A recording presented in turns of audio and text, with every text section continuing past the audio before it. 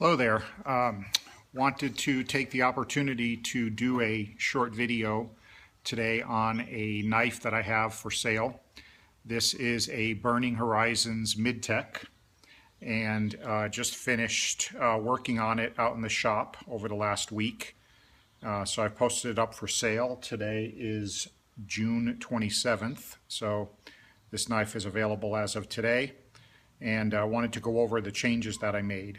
So for those that don't know, this is the Midtech version of David Mosier's knife that he makes also as a custom. And so this one did quite a bit of work on. Wanted to show it off and talk a little bit about the work that I did. So first thing I'll talk about is I softened all of the edges.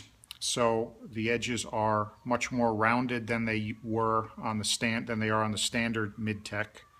The standard Midtech has a ridge that runs all the way around. So the ridge is pretty much gone. I ground that away and then buffed it and polished it so that it's nice and smooth. So it has a much softer feeling in the hand than it does on the normal Midtech.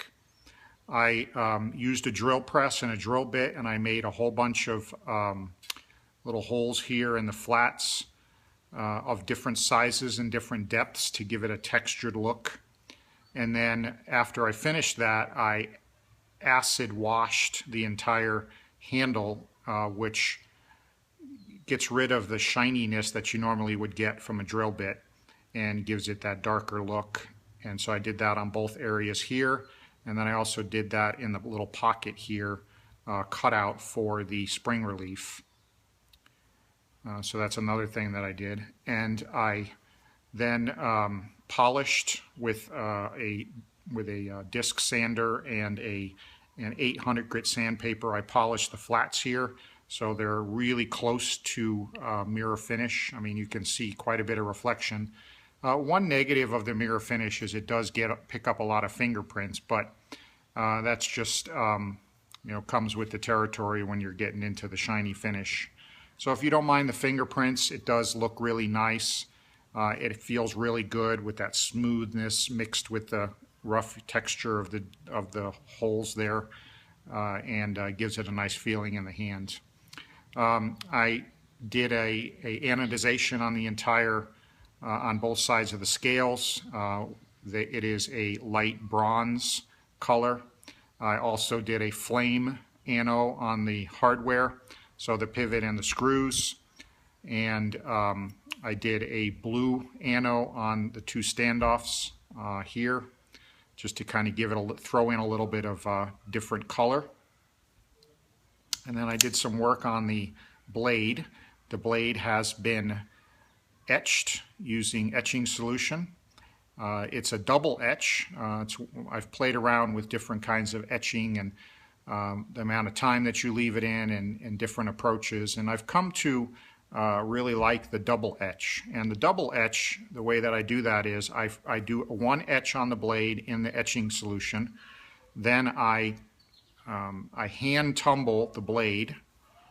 Then I put it back into the etching solution, etch it again for about another 10 minutes, take it out, and then hand tumble it a second time. That gives it it gives it like a depth. You get appearance of depth, and it gives it a nice layer of color, and then it darkens it up on the second etch quite a bit more, and I think it comes out looking really nice. So I did a really kind of aggressive tumble on it, so we've got quite a bit of the scratches showing through, and it lightens up on the edges, which I think is really nice. It carries over to the top really well. Then I took it down to my my sharpener in the basement, which I have a belt sharpener, and I started with about a 400 grit sandpaper, went from 400 to 800 to 1200, then to leather strop. So it is very sharp. It's really close to a mirror finish, so it looks really sharp, and came out great. And then the last thing that I did was, after reassembling it at that point, I kind of noticed that this one had a pretty good pretty good detent on it, pretty strong detent. And when you would open it and you would get to the point where the ball, the detent ball, would fall off the blade, and then you'd go to close it and you'd have to overcome that bump that you would normally have right about there where the detent ball hits the blade. And so I kind of analyzed it. I looked inside where the ball made contact with the blade, and I decided to give it a try at a ramp. So for those of you who are into knives know that there are some knives out there that have ramped detent tracks. So this is nothing new. Not a lot of knives have it, but some do. So I decided, I looked at this one, I traced out where the detent ball rides on the blade in here, and I decided to go ahead and ramp it. So I used a Dremel tool and I created a ramp so that when the blade starts to make contact with the ball, it goes right into the channel, and there's no double bump that you normally get. So with most knives, you get to about here and it goes bump, the detent ball falls off the blade, then it finishes with the lock face engaging. And when you go to close it, you disengage the lock face. The first thing you hit is the bump of the detent ball. You have to overcome that during your close.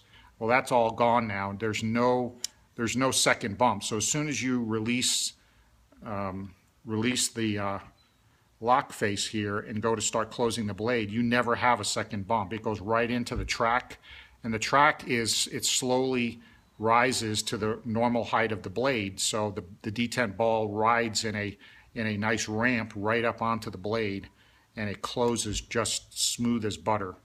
And after I finished carving out the ramp, I then polished it. So it's a high mirror finish polish inside on the ramp, so it's super smooth.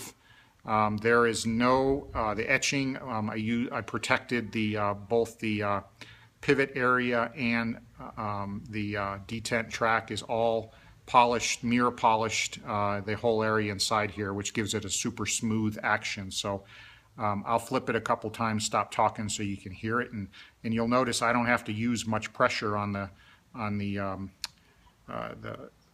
point here to get it to flip. So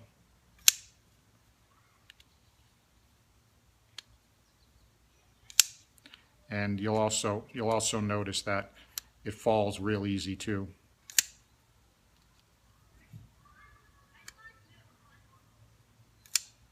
So really smooth, fires great, fires right out, and it was real fun to work on this knife.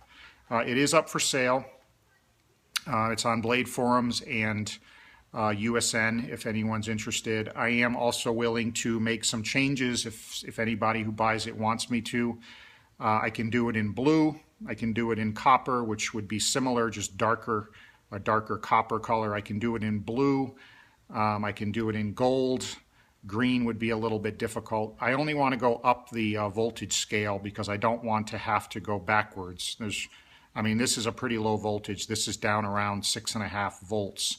So there's really nothing below this. So any color you want would raise the voltage, which would mean I can just re-anodize this without having to remove the color that's already on here. So relatively easy to do. If you'd like me to change the color, that's not a problem.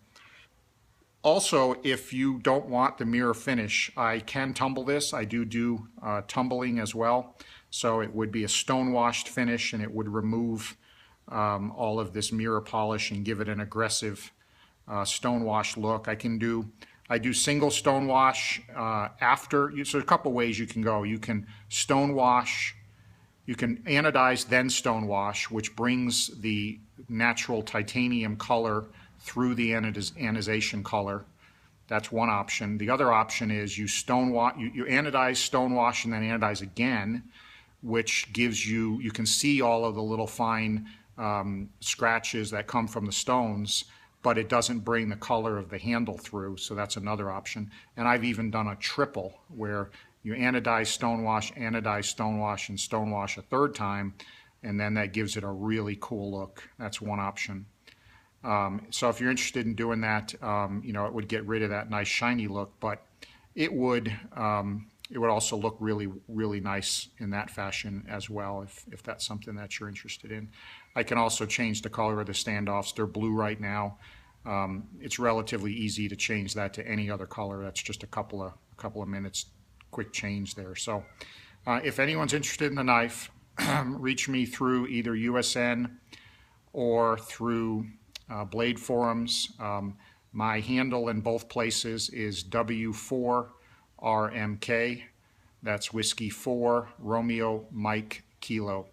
Thank you, everyone.